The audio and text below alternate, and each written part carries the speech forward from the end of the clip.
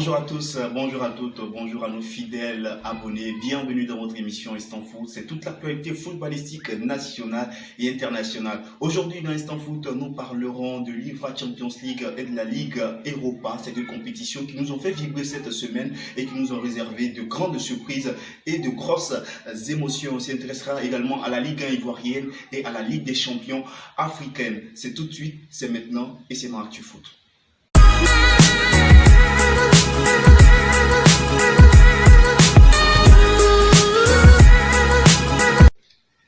On croyait tous le Barça en finale, et bien non, c'est Liverpool qui va jouer pour la deuxième année consécutive la finale de la Ligue des Champions, auteur d'une remontada incroyable, extraordinaire face au FC Barcelone. Les Reds ont charmé, ont conquis le monde du football. Score final 4-0, doublé d'Origi et de Wijnaldum.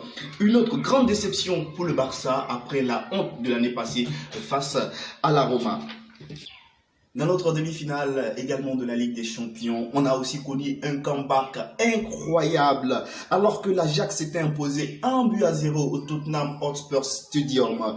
Ils avaient également inscrit les deux premiers buts du match retour. Les Ajaxides se sont inclinés finalement sur le score de 3-2. Triplé incroyable, extraordinaire de Lucas Moura.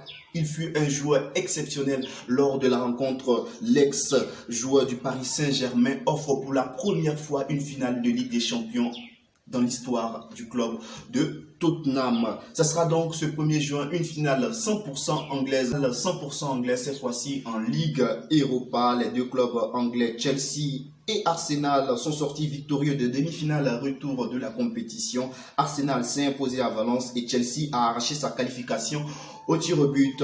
Les clubs anglais signent donc leur retour en force sur le toit de l'Europe. C'est la première fois de l'histoire que 4 clubs issus d'un même pays disputent la finale, les deux finales des groupes européennes.